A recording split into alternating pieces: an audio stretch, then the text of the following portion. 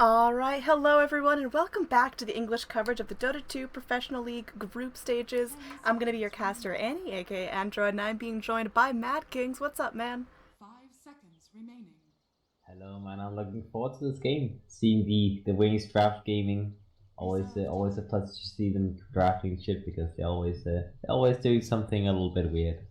Oh, nice. Yeah, this is gonna be a very different draft from last time we saw FTD.A kind of go for the big tanky boys, the all-in supports, the Slardars, the Slarks, but seeing Lifestealer Venge is kind of a little bit more conservative. They're gonna go in, they're gonna play this one safer.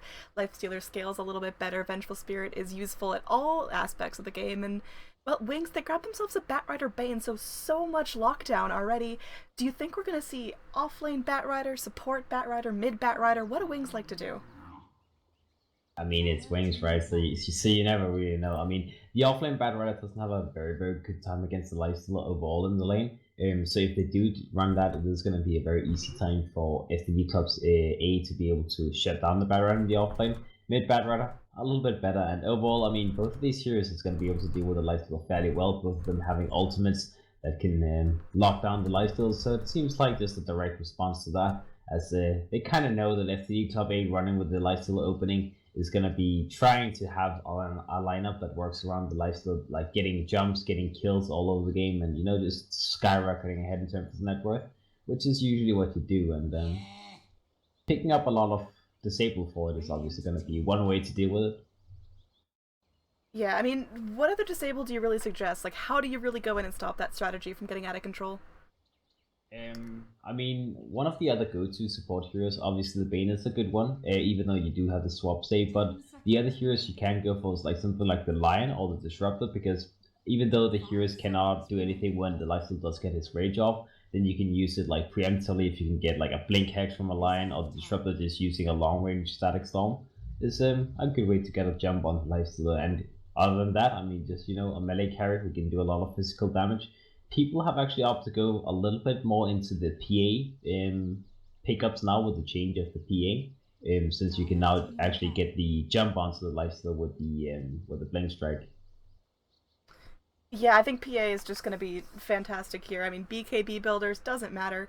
Um, and I think she is a really strong carry. I haven't actually seen her picked up in the competitive meta for a really long 10 time, but I'm seconds hoping to see that remaining. change. Other carries we could see, I think Sven is still 5 pretty strong. I seconds think Slark remaining. is very much still in demand. Not quite as much as he used to be. Um, what Reset else? time. Because both teams really need some sort of other damage source. And Lifestealer's going to scale up nicely, but you can't put all your eggs in that meaty little basket. Do you Radiant think we're going to see team something like an win. Invoker mid or something a little more conservative? Invoker does seem like their go-to option, so I think that's going to be the most likely one to be picked Dominating. up, especially because FTV Club A probably being the underdogs of this game. Especially when you're playing against a team like Wings, who's like pretty much doing everything in any situation, you're gonna be wanting to pick very safe and very like solid all at all aspects 10 of the game at all seconds stages. remaining. Have stable lanes, have a lot of options to go with both in the early 5 game as well as the seconds mid remaining. slash late game. So that is what I expect to see. Another Radiant slaughter getting picked up. team Obviously, a strong offlaner, a good tool together with the lifesteal. In terms of having Infest Bomb placed, the amplified damage is going to make the lifesteal a little bit more scary. So, like we talked about earlier, obviously trying to amplify what the lifesteal can do, as well as having these tools to initiate 10 with. seconds remaining. Alright, so Slardar picked up. I was kind of excited to see FTD going for something different, but they are going to go back to their tanky kids. Directing Now, attack. Lifestealer and Slardar, they actually have kind of a similar curve when it comes to their power spikes and what they need to get online. You need your armlets, you need your mobility, you need your farming items. Do you think they're going to be at a disadvantage because they really don't have any sort of early game potential at this point? 10 seconds remaining. And the other game, like you said, they do need to wait for the timings. 5 So unless they want to seconds just remaining. like casually get kills in the lane with the life still together with a couple of supports, they're not really going to be able to make the most Reset insane time. rotations with the first 3 heroes they've been picking. Wings Gaming does have a similar situation though, because the Bad Rider, obviously the Bad Rider is a very passive farmer until he gets the level Radiant 6 team and win. potentially even gets his own blink back up. The Weaver can potentially be a little bit more aggressive. We have seen a little bit more Weaver lately as well. I do hope it's not going to be a Lincoln Sphere Weaver. Obviously, there's a couple of annoying single target spells from FTD Club A, but whenever you pick a 10 Weaver, you kind seconds of want remaining. to abuse the fact that it's a slippery hero. and it's like a very get in, get out. So I like building DPS heavy weavers a little bit more because then you can fight very very early and have a lot of value from that. Do you think we could see, the more typical Deso Weaver, or are we going to see something crazy like the Ags Weaver we saw Kai P pick up at the Well Play Finals? I kind of like going for like something like the Dragonlance into a Death Slayer just because you want to be able to do damage to the Lifestealer. And especially in this game, I mean, he does have a lot of survivability. There's not really anything that he can't dodge away. The slot is probably going to be the only thing he has to worry about. But obviously, you don't have to worry about the slot before the Blink Dagger is online. So he's going to be able to have a pretty good time. So just going as aggressive as possible with the early items. And now, wow, Drow Ranger. We got a Drow strat. I'm unprepared for this. This is Wings Gaming. Wait, why though? Because Lifestealer and Slardar. Oh wait, wow, I'm looking at the wrong thing. Okay, yeah, that makes sense. We've got all ranged. Annie needs some more coffee right now. For some reason, I thought FTD were the one to pick up Drow, but wow, that is going to be pretty interesting here. I definitely like the pickup. I think it offers a lot of early game snowball, and Wings, they're in it to crush it. I think they're not messing around. They learn their lesson at Manila, get in, get the lead early, and just punish FTD.A before they can come online, because Puck, Slardar, Lifestealer, Venge, they all need just a little bit of time to get their levels, get their items, whereas Drow Ranger, give her 10 minutes of farm and she's good to go. Yeah, the Weaver being the offlane position should be able to get at least a lot of leeching experience, obviously being very hard here to get a hold of. Can dodge the Vengeful stun potentially if you don't have a Sentry Ward laid down.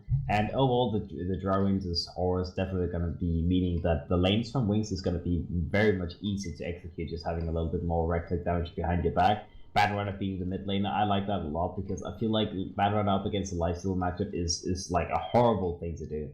The Batrunner in the mid lane, obviously against the Puck, he's not going to be able to do anything too aggressive in terms of getting kills unless he gets some help with some stuns and some silences, but he's going to be able to lane fairly well, and jungling on top of that is going to be able to give him an early blink dagger. And like you said, I mean, a 5-range strat, obviously they don't have the Vengeful Spirit, so it is probably not one of the most typical situations where you're like, oh, this is obviously going to be a Drow strat. But it is Wings Gaming, obviously, so they have multiple options behind the ideas and going for a lot of waves. This bottom rune could get bloody here. We're going to see Vengeful Spirit sitting on a point. Goes for the Wave of Terror instead of the missile, so lacking that lockdown. They are going to put Shade onto the Bounty rune. It is going to be secured by the Puck, so 1-1 rune split. Man, I thought that was going to be bloodier. Now, why would the Vengeful Spirit opt to go for the Wave of Terror rather than the missile? I don't really know, honestly. I mean, yeah, it does give him a little bit more damage. Does mean that FTD.A, if they were to commit for the kill death and Wings, would have a little bit more right-click damage. But like you said, that is definitely going to mean that Weaver's going to be a lot more aggressive in the lane than he would otherwise, knowing that the Vengeful Spirit is not going to be able to get a hold of him, and they're not going to be able to do the lift into stun. So mid? Yeah. We're just going to have Innocence go 1v1 a Puck, getting a decent amount of work done. In fact, a couple hits from the Batrider would have secured that kill, but Jade, I guess, getting off with a warning this time. The Brain Sap on cooldown for 3 more seconds. Looks like Puck will salve up to avoid any misfortune there. Down bottom, we are going to see M getting quite low here. Shadow only has that Precision Aura, no points in Gust or anything to get some sort of knockback or silence or slow. And we are going to have Faith Beyond going up here in this offlane. So offlane Weaver actually doing a fair amount of work here. There's only so much the Rubik can do to zone back this hero. Yeah, the Weaver, the offline position has actually been the one we've been seeing most lately. Innocence. So. I think he's going to go down here. There is going to be that lift onto the Rubik if they want. I mean, he's just stuck on a staircase. There's not much he can do. He brain saps up. He's going to go through, eats an Iron Branch tree. The telekinesis will eventually come out. They're going to be dropping him back in. A couple more hits should do it. The Fairy Fire eaten up. One more hit will secure first blood, though, and it's going to be the Rubik picking it up for the side of FTD.A. Now, Faith Beyond trying to get something in return, going in for Cookie Bear, who pops out another Wave of Terror. Wow, that is a lot of damage going through. Now, Weaver does have that Scoochie if needed, but really wants to go all in for this. They do have the Sentry Ward down. I'm not sure if they know that. One more hit. Oh, gonna be walking out of range here. We'll salve up. We'll try to maybe turn things as they are gonna bring back through the Bane. Bane is only level 1, so only has the Brain Sap at its disposal. There's gonna be no Nightmare just yet. Yeah, they are really going aggressive on the side of Wings. They're just all in, just in your face, trying to put as much pressure as possible whenever they can. And, that is that is the Wing style. Just, you know, being the aggressive, always doing something funky and going in your face. So Vengeful Spirit it's barely scraping out of here. Rubik maybe paying the price here. Finally will go down. Innocence will trade his life away from that. Oh, but another fairy fire they're going to get the Nightmare onto Yin. Can he get the kill here? He's going to be taking a lot of damage from that buggy sprayed out. He tries to go through, tries to Iron Branch himself to safety. Now Faith Beyond does have that Scoochie. I don't think he wants to turn this. Going to be going through. Eats a fairy fire. This is truly the game of fairy fire. Trying to 1v1 a life stealer. Goes through with the Scoochie. One more hit will take out the life stealer. Man, this top lane is just all blood all the time. It's going to be a 2-2 split overall. Man, what is happening? That is obviously the Weaver getting a lot of that engagement, actually getting the safe lane kill as well as the support kill. They did misplay it a little bit because he used the swarms of the Nightmare that actually instantly just got stopped by the lifesteal, so he got the kill on the Bane. But either way, I mean, Wings, you know, getting a variable trade there, and now Weaver casually getting killed by a Rubik over Sting has built up a little bit too long in the lane, but you know, still they're gonna be pretty happy with what happened in the top lane, as they have been putting so much pressure on the lifesteal. He's only sitting on 9 left, whereas the Drow is pretty much doubling that. Yeah, I mean, Drow's doing fantastically, and like we said, 10 minutes of free farm on the Drow means she's ready to get in here, especially with the Weaver doing as well as he has been, and, you know, you've got Ice here on the Dazzle, who did go for that Poison Touch build, so again, going a little bit aggro. They have that tool to deal with the Slardar if he goes in and slithers up a little bit too fast. Now, Faith Beyond, given no space to the Rubik, trying to contest some of this farm. I believe he gets that creep right about there, and, well, Rubik just having a tough time dealing with him. I mean, Rubik has that Fade Bolt, has that Telekinesis, but Weaver right now is laying in the damage with the level 2 Precision Aura. And there's going to be the bugs. It will connect onto Rubik. I think that's going to be a dead Rubik, and it will end up going down to the Swarm. Now, Faith Beyond looking for more. Again, they do have the Sentry, so Sakuchi not going to be that sneaky. One more hit on the Venge would have taken her out, but they don't want to commit too deeply, and I like that restraint showed by Wings right there. Yeah, that's just pretty much the Precision Aura, having a lot of range heroes, having the Bane, which is a very, very dominating lane hero.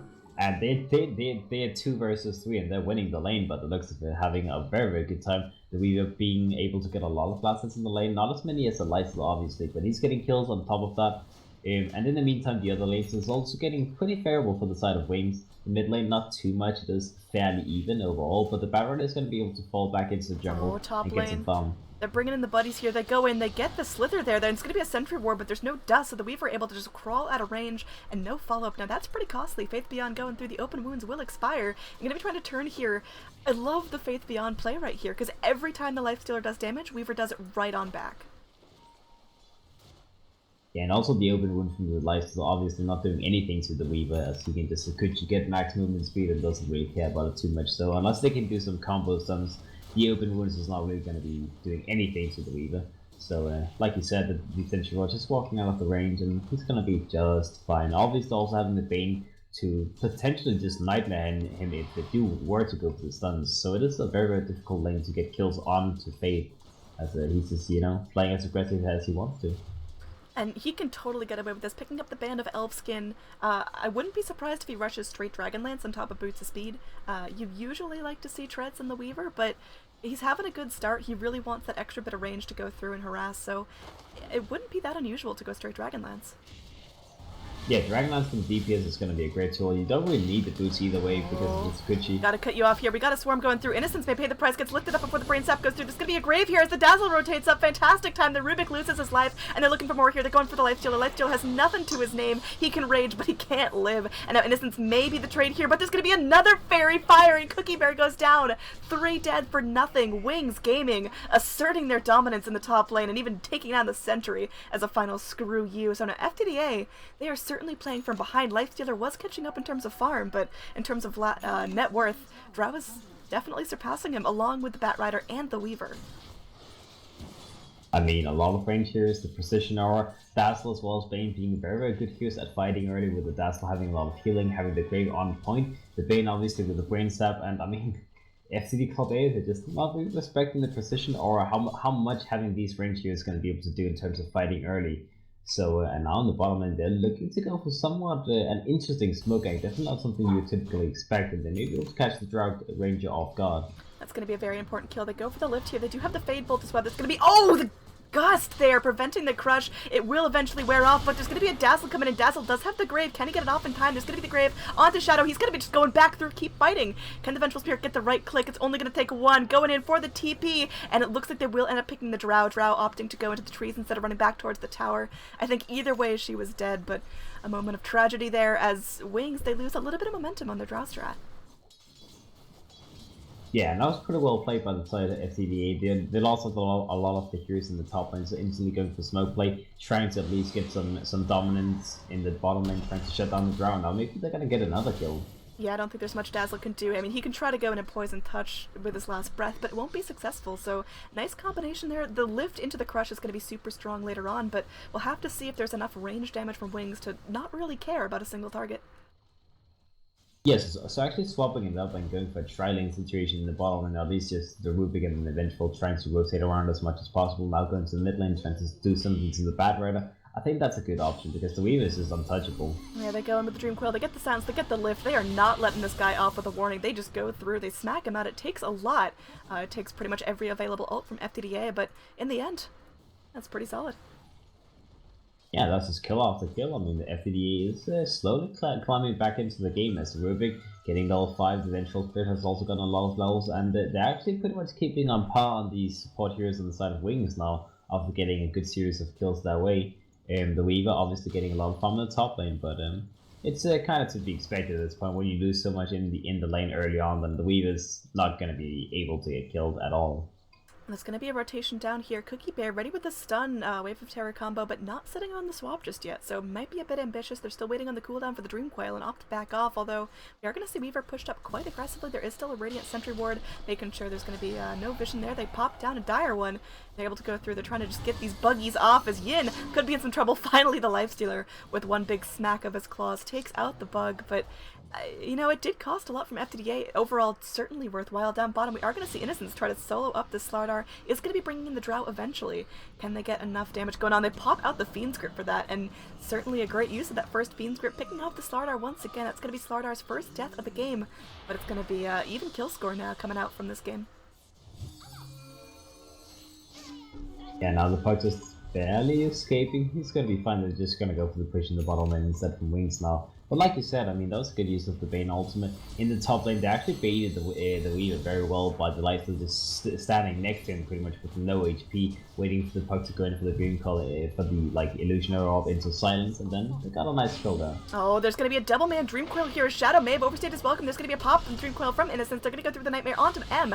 Now Shadow getting very, very low. A couple more swipes of the pause will do it, but there's going to be a Shallow Grave. They get the pull onto Yin. He's going to be stuck there. He rages up, but can he get any sort of kill off the back of this? They're going to be going through. They will get the kill on the Drow Ranger from the Wave of Terror from the match.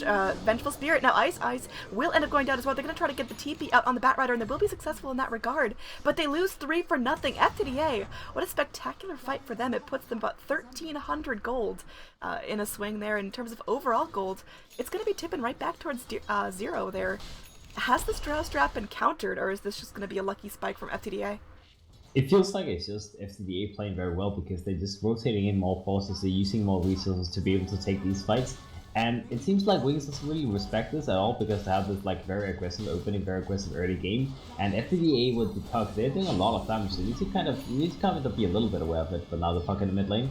Oh, tries to go through. The Dream Coil ends up breaking. The tower damage won't go through, and it looks like there's going to be trying to get something here, but looks like Blink isn't able to do it. He has to get back. This is so sad. He really wants this puck standing there at what was like 30 HP. Now down bottom, FTD.A, they're going to go through. They're going to take a tier 1 tower, and that's going to open up this entire Radiant jungle for very farm-heavy heroes, you know, like that Lifestealer, like the Slardar, and it's looking pretty good for the Dire right now. Wings, they're going to try to trade for a mid tower. They've got that double damage on the Bat Rider. He has the lasso up in 10 seconds. Can they wait this one out and look for a pick? Yeah, the Bat Rider will want to be able to get the next kill, but he needs to be a little bit careful because he's going to get a flame dagger soon. They go through. They get a nice kill for the Drow Ranger. They have to commit the Fiend's Grip to do it. Now that's down for the rest of the fight. There's going to be a swap out. Vengeful Spirit looking for something here. Blink is in trouble. Blink getting melted down will go on through. There is going to be a lasso dragging out Yin, but it looks like Bat Rider will give his life for that pick. Now there is going to be no Dream Coil on the puck, so can they get something out of this? They do end up taking out the Lifestealer, and that's going to be a big pick for the Dazzle. Lots of gold going on this guy, and they're looking for something here. Shade will end up dodging out that Poison Strike, but doesn't quite wait long enough in the Illusionary Orb and will not be able to go up onto this high ground, so Buck tries for the cheeky escape, but will end up getting punished, so very back and forth fights here, as that's going to be a 1300 gold swing in the other way. Yeah, that's now it's Wings getting ahead in that little fight. And they also didn't really. It doesn't really matter that they lost a battle rod actually, because he managed to buy his flame dagger just before dying. The Puck did the same thing, so the two mid heroes does not really lose any reliable gold. They still have the item timings at the same time, surprisingly enough. But still overall a 1-5 for Wings, getting 3 more people on top of the Puck. Oh, nice gust right out of the TP. Will slow Yin down, so we can't go through the open wounds and charge in right away.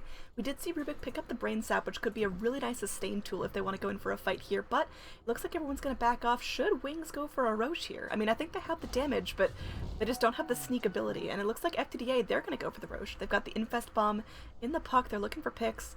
They might find something here. Ice, waiting Chicky in the pit. They go run into Bane. It's going to pop their smoke. He puts down a ward. Okay. They get the vision here. Innocence. Yeah, he's going to lose his innocence there. He goes in for the Nightmare Deny and will get it off. That suicide going to be fantastic there. So denying FTD.A just a little bit of their rotation power. Now down bottom, you've got Invis Blink, or rather, yeah, can they catch him? Do they have anything here? They put down a sentry. It's going to be slightly off the mark.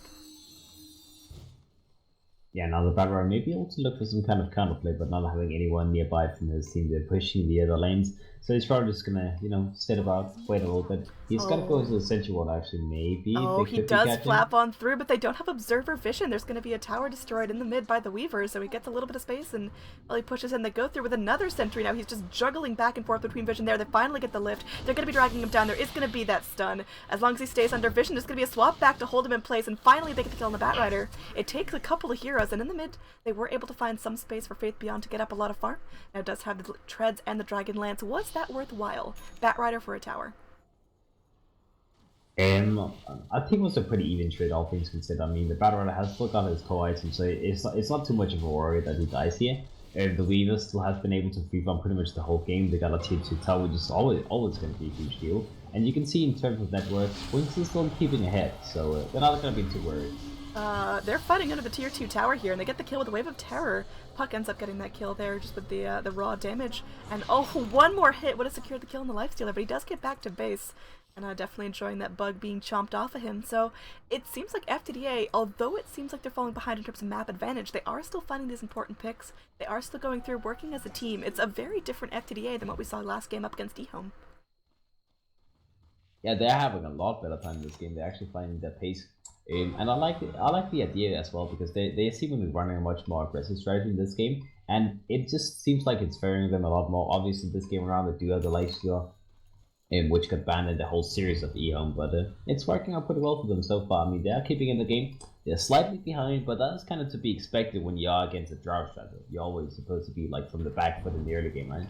There's going to be a smoke going on through. They will get the drag onto Yin, but there's going to be a silence here. Can they control the Puck long enough to control any sort of damage coming out? There's no Dream Coil. They will get the kill on the Lifestealer, and that's pretty important. No more raw damage going forward. They want to get Shade down. He will be able to phase shift out the Flame Break, but he blinks away. He's going to be cheeky. He's going to be trying to get away from this. Do they turn? They bring in the Slaughter, who does have the crush in the back lines. It's going to be a nice group up here onto Faith Beyond, but do they even know he's there? The Courier will get sniped off. There was nothing on it, but still a nice bit of control there. Faith Beyond will trade away his life for the Donkey. Not quite sure that's worth it. Can the Radiant get anything out of this? They do. They get the Dream Coil off the Puck, is looking for more. They're looking for counter initiation. M getting slowed up. He's poisoned up. He will go down as Shadow just really revealing the power in that Drow. And now Shade gonna be on the run there. The Puck looking for something is gonna get slowed up. There's bugs. There's everything. The phase shift will not keep him alive for now.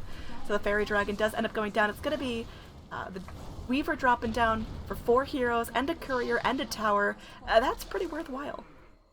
Yeah, the Weaver buying back there just so you can instantly get into the game by using the time lapse so you can get into the fight again. I think that was a pretty good read from the side of Wings, that they could just go for the all-in team fight, losing the Weaver from a lot of spells. But if he just buys back, he's back in the game, and they can go for a lot of objectives as well for that. So it's not going to be too costly using a buyback early on and getting like objective after team fight 1. So they're going to be pretty comfortable with that, and now the Weaver even pick up an Aegis, so he's not going to be... I mean, he has the second life that he didn't have it before, right? So, he's fine. Yeah, I mean, at this point, he's got, like, essentially 3 lives, because the time lapse is back off cooldown, and he's got the Aegis, so he is just really enjoying this. Now Faith Beyond is going to be on that power spike on the Weaver. He's going to be going, what's his next item? Saving up 2k gold. Does he go for a Linken's at this point? Does he go for a Desolator? I think it's most likely just continuing down to the path of getting damage. I mean, the Desolator could be delayed a little bit by getting a BKB before that, but I don't think a Lincoln Sphere is needed this game. They don't have too many single target spells he's worried about. I mean, yeah, the amplified damage, but that is a very, very small thing that they can use on him. So I don't think he's going to be building So- such a big item forward. Dire just smoked under this Radiant Ward that was there in the last, like, millisecond of its existence. That's Wow. pretty unfortunate. They go and they will still get a pick onto Ice Ice, who just kind of didn't respect the kill power of FTD.A. Wasn't expecting so many to plop on out. They did that little infest bomb, and, well, it worked out this time. So small, steady pickoffs are going to keep FTD.A in the game for now. Again, even kill score in terms of overall gold is in favor of Wings. Experience similar story, but I don't think FTD.A are in any sort of position like they were last game, where they had to tap out at like 19 minutes. Yeah, it seems like FTD.A, they are okay. I mean, obviously they are a little bit behind compared to the side of Wings, having a substantial net worth lead with 5,000 gold in their way, but it is still a Drowse threat. So as long as FTD.A can keep in the game and can keep getting the life steal farm, and he is, I mean, so far he is behind, but if they can just keep getting some infest bomb kills, use that flame decker that just got purchased by the starter, then they are going to be in an okay position going further into this game. You just need to keep getting kills. That is going to be the main objective, to disrupt Wings from teaming up and getting these pushes going that they very much want to be able to do. Alright, so we've got just kind of like a split map, like no one wants to tangle. This is no man's land right there, and we are going to have a rotation up from Wings. They aren't sitting on any sort of smoke or anything cute like that. They're just going to be sitting back, enjoying the ride, and, you know, who's their initiation point? Do you bring in Innocence just to start with a Fiend script? Do you bring in the Bat Rider with that Blink Lasso? Do you just have Faith Beyond with the raw damage? It's, you know, Wings are able to put out so much damage, but I don't see how their fight starts as much as FTD.A, where they've got the Swap Stun, they've got the Blink Crush, they've got the Puck with the Lifestealer Bomb. I don't think they're going to be focusing too much on actually fighting before FTD.A tries to make a play. The Bat Rider is obviously having that Blink Lasso available, but without the Force Staff, he doesn't want to go too deep for the Lasso, because obviously if you go behind the tower without having Force Staff to be able to drag people back, then you can easily be, Blink Crush, you've got the Lifesteal here. Faith Beyond, does he get the chance to react? There's going to be a Nightmare from the Bane trying to hold him in place. They do have the time left, but they're just going to burn the Aegis here. Looks like Shade will get picked off. No more Puck in this fight. There's going to be the respawn from the Aegis on the Weaver. They're looking for more. The Crush comes out on the Slardar. He connects onto two. They're looking for more here. There's going to be a stolen spell, but Drow Ranger on the back line just eating up the Lifestealer. Lifestealer has gone down in every major fight so far, so in the end, they do end up popping the Aegis of the Weaver, but they get two in return, two of the most important kills on FTD.A. That's going to be certainly in favor of Wings by 1,000 gold. I don't know about that engagement as well from the side of FTD.A. I mean, you see 5 heroes, you go on the 1 hero that has an Aegis. That seems like a little bit of a misplay, obviously. They get the kill on the Weaver, but, I mean, it doesn't really matter. He's the 1 hero that it doesn't matter if they kill. So it just didn't seem like it was, even if they did manage to pull off the fight a little bit better, then it didn't seem like it was going to be worth it in any way. Oh, there's going to be the lift here onto the Bat Rider, but nice silence from the Drow means there's no Crush follow-up. They will go through with the Magic Missile.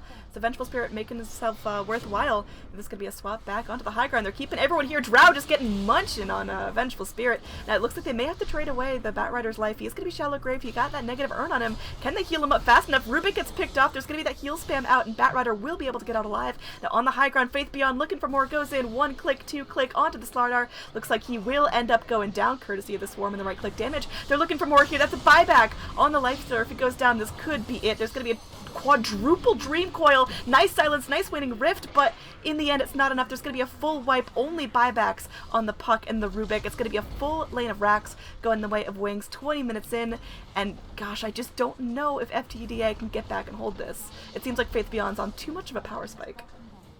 Yeah, this is just giving away too much net worth to the enemy team, and obviously having a Drought Strap means that they can easily take these towers very, very early. We actually did opt to go for that Lincoln Sphere pickup, so he's going to be having a lot of stats to work with, and obviously the safety is not getting a couple of the single target spells used on him, namely the lift as well as the stun from the Vengeful Spirit can be blocked away now. Oh, speaking of lift, it will get blocked out by the Lincoln, so if nothing else, good pick for that, and that's going to be at least a clean disengage. Oh, they're looking for more, they're looking for Shade, there will be a swap back. Vengeful Spirit wants to keep out the Puck, keep him nice and safe. Now Slardar going to be sitting there, will end up going down. Slardar, he's got nothing, absolutely no gold left for buyback, and Innocence, again, going to be clawed off, but that's not really the target you want here. You got to get something a little bit more impactful. There will be a nice silence there by the Puck connecting onto a bunch. There's going to be a Magic Missile onto Ice Ice, looking for more. The Flame Break connects onto Yin. Can they go through? Do they have the damage? There's going to be a lift here, keeping the Weaver in place, but eventually going back on through. Blink joins the party once again, and they will be able to get a pick on the Lifestealer as soon as this melee creep comes out. He's looking for something. He will go down. There's no buyback on the Lifestealer. Wouldn't be surprised to see a GG come out right now, as Wings have just shown their dominance. Rubik, are you okay? That is. Rubik, are you alright? Okay, GG comes out in favor of Wings Gaming for game number 1. What do you want to see FTD.A do differently in game 2? I think they actually played it pretty well, all things considered, especially if you compare to the game against eHome. Wings obviously is arguably a lot better team, so it is a very, very hard matchup to go into. They just need to be a little bit more stable in the lanes. They need to be just, I mean, they got a lot of good stuff working in the early game when the Rubik together with the Vengeful Spirit started to rotate around and get kills. Like they got kills in the bottom lane, got kills in the mid. It was just that very, very tough start where the Weaver lane just kept on getting kills on the safe lane. I mean, they just need to avoid these very early game mistakes where they just give a lot of net worth away to the enemy team before they can even get online and get their own rotations going. So a little bit more careful, I guess, in the early game. Alright, so that's going to do it for game number 1. Again, this is a 2-game series coming back for game number 2 of Wings versus FTD.A in just a couple of moments. This has been your English coverage for the Dota 2 Professional League group stages. I'm Annie. That's Mad Kings. Our Twitter handles are right there on the right-hand side of your screen, so drop us a follow if you're enjoying what you're hearing. And we're going to cut to a quick break. We'll be right back with more action in just a couple of moments.